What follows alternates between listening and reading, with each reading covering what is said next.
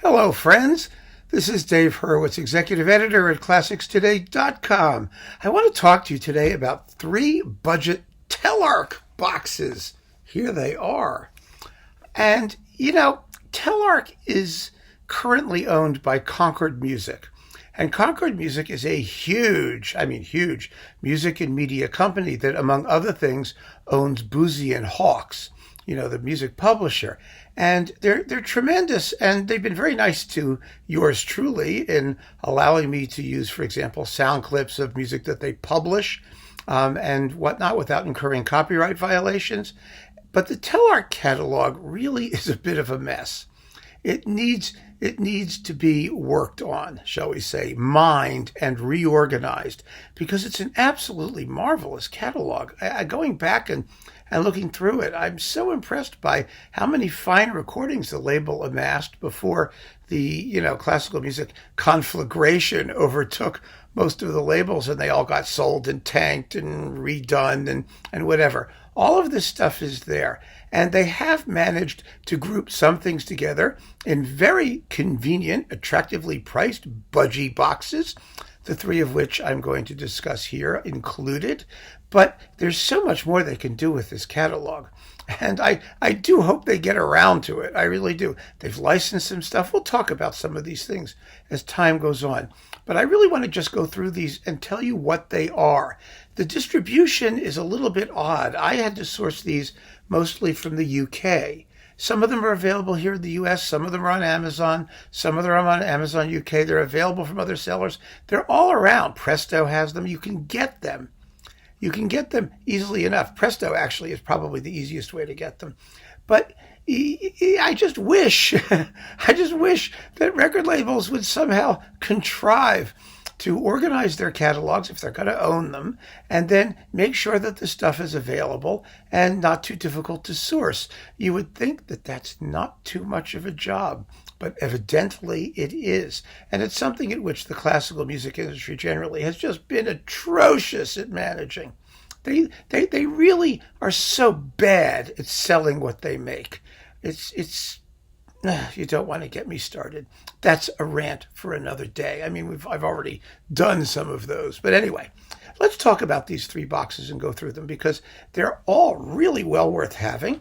And there's some really great stuff in here. There really is. First, classic Mozart operas with Charles Mackerras. Now this set, remember, there are no booklets, no librettos. This is all basic stuff. But you do get at least decent packaging with original covers in sturdy cardboard slipcases. It's not junk, thank God. You're not going to regret the box. The box is somewhat stable cardboard. In this set, you get 4 of Mackerras's somewhat iconic Mozart operas. Così fan tutti, Die Zauberflöte, that's the magic flute for those guys of you who aren't up on your German stuff, the Zauberflute, Don Giovanni, and the Nozze di Figaro, Marriage of Figaro. Now, Mackerras, of course, did more than that, but I think selecting these 4 as the big Mozart operas was probably a smart idea. They also represent, I think, the best of Mackerras's Mozart opera recordings for Telarc. Now, Mackerras is such a stylish and reliable and effective and affecting conductor of Mozart that we tend to take him for granted. When I did my ideal Mozart list, a bunch of you mentioned Mackerras Mozart opera performances, which I didn't mention. They weren't on my list.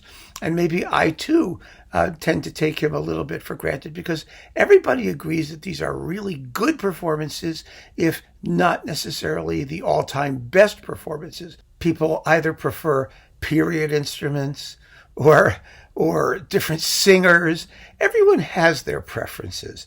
And there's no right or wrong as far as these go. You should just know that these are beautiful, stylish, invariably well sung, beautifully played and conducted, extremely well recorded Mozart operas. They will make you happy. They definitely will. But let's just go through the cast lists and see who's doing what.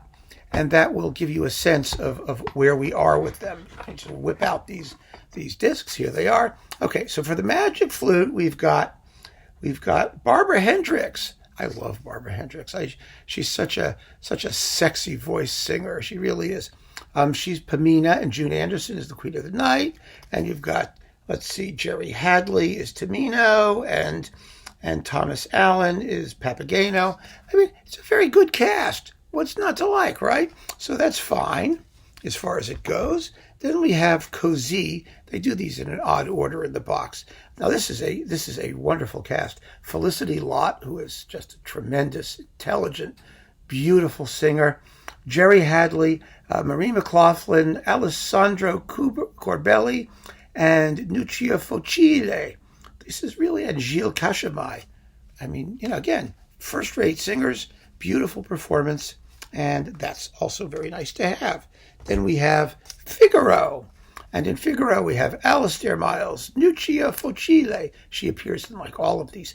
Alessandro Corbelli, Carol Van Ness.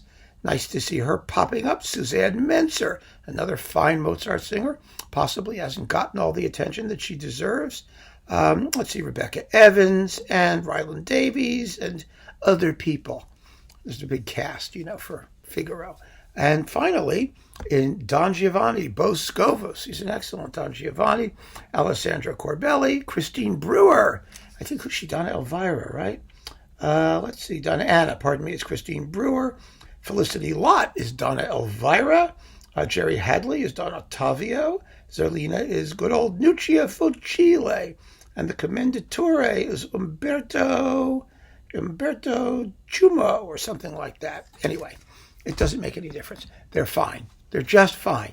A very, very good deal if you want your basic Mozart operas in a box. You'll have to find the libretti elsewhere, but that is as easy as can be these days online, and it's a deal. It's really quite a deal. I think we've really become a little spoiled, don't you? When you consider just how much good stuff there is out there, how many fine recordings there are of all of the major works. And so some very, very good ones fall by the wayside, but these do not deserve to. So this box is certainly worth considering. It's absolutely worth considering. Next, classic Erich Kunzel. This is fun stuff. People sort of poo-poo him because he was sort of Telarc's answer to the Boston Pops and Arthur Fiedler. Speaking of which, DG and RCA, where is your Boston Pops Arthur Fiedler boxes? Boy, do they need to come out. But we have this 5-disc set, which contains some really, really juicy stuff. And these were blockbuster recordings.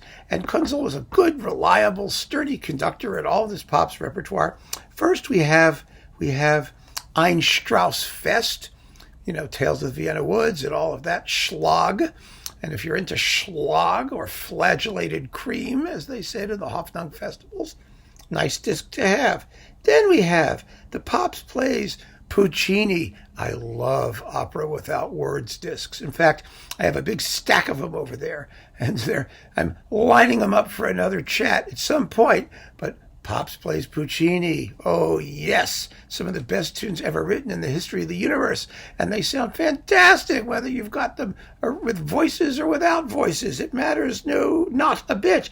Also, grand opera for orchestra, Verdi. Verdi without singers. Also, this is just hot stuff. You get, let's see, what's on here? I'm just out of curiosity. I was listening to this the other night, not paying any attention to what the actual music was. I'm just enjoying it, as it plays. It's like Aida and the ballet from Otello, the Ave Maria from Otello, and stuff from Il Trovatore, and let's see, what's this thing? I can't even read it. Oh, La Traviata, of course, and Rigoletto, and Falstaff. Oh, my goodness. And it ends with Va Pensiero from Nabucco. Va Pensiero solari dorati. Oh, my God. You just to die for this stuff. It's fabulous. Then there's that wonderful disc he did of the 1812 Overture. Remember that one? Remember that 1812 Overture? Oh, gosh, it's wonderful. It's the one with the incredible digital cannons. Remember, it was the disc where, back when the LP came out, you put it on and everybody would gather around the turntable because when the cannons went off, the groove went like this, and you'd watch your tone arm go look like this to see if it wouldn't like explode or something happen. And you get Wellington's Victory and lists the Battle of the Huns and the Hungarian March and the Tchaikovsky Capriccio Italien and the Cossack Dance from Mazeppa.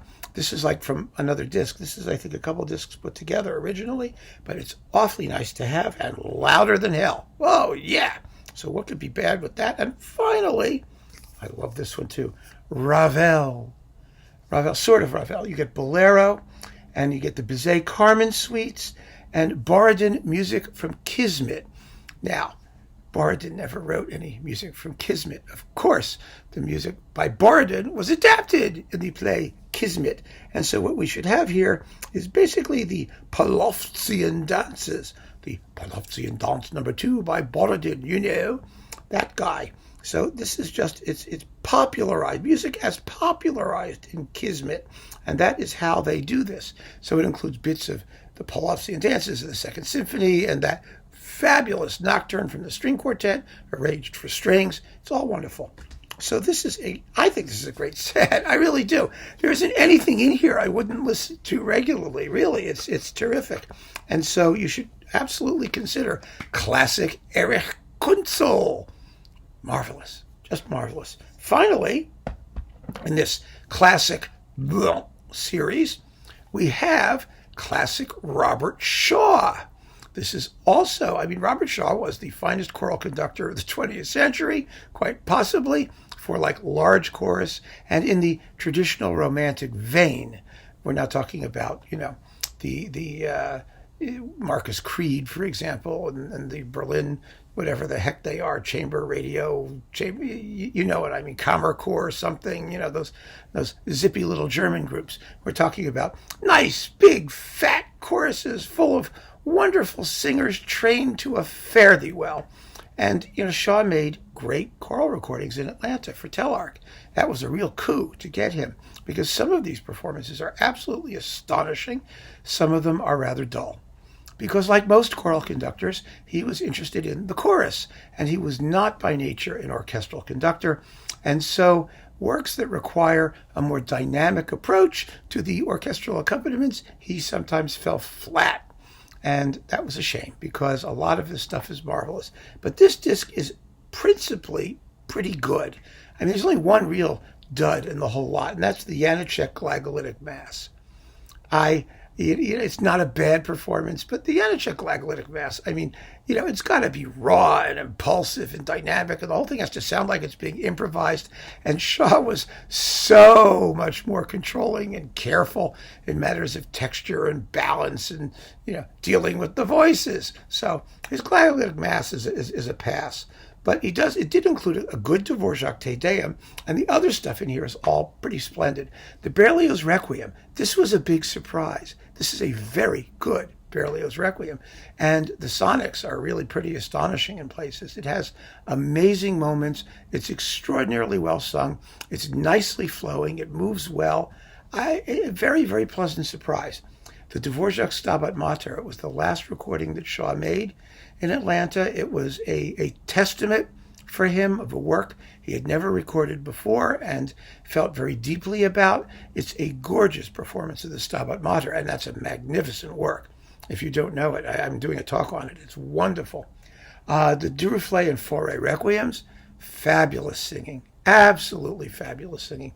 The Fauré is sensitive and lovely and sweet. The Duruflé, here's a case where he could have had a little bit more oomph in the orchestral accompaniments. You got some great tam-tam whacks in there that aren't terribly audible here, but okay.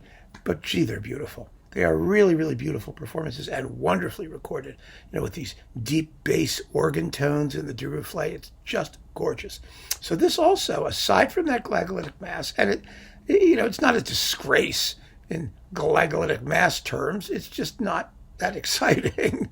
But for great choral singing and really fine sound, there's some fabulous stuff in classic Robert Shaw on Telarc. They didn't put in his Mahler, thank God. His War Requiem. They could have put in his Verdi Requiem, which was fantastic. Absolutely, surprisingly thrilling. So, like I said, it's like anybody else. He had his hits and he had his misses, but mostly hits. So these are, in total, 3 really good, very inexpensive boxes containing recordings that, I mean, when you consider what they cost when they came out, and just how much time and effort and work and energy and first-rate musicianship goes into them, and to see them all boxed up like this, it's such a deal. It's such a deal. But then you buy them and you have to ask yourself, okay, I got this great deal. Now you have to listen to them. And that's an issue too, because putting everything into these boxes is handy and it's convenient and it's space saving, but you've got so much music. And even if we keep on listening, as I always exhort us to, it's a lot of music. It's just a lot of music. But do give these some serious consideration, because I just think having this stuff ready to hand is a blessing. It's totally a blessing. And this is first-class material by any standard. That's my recommendation. 3 budget Telarc boxes. And there are a lot more in this series, by the way. I have no idea what's coming out, although I do have contacts now at Concord Music, and I'm going to try and find out what's going on with Telarc and what they're planning to do, because there really is some wonderful stuff that we could have a lot of fun with if they organize it correctly. And then I get to play excerpts for you. Well, it's endless years of listening and chatting and all of that stuff. So thank you for joining me for this little review of these 3 very worthy releases. I hope you enjoy them as much as I have. Take care.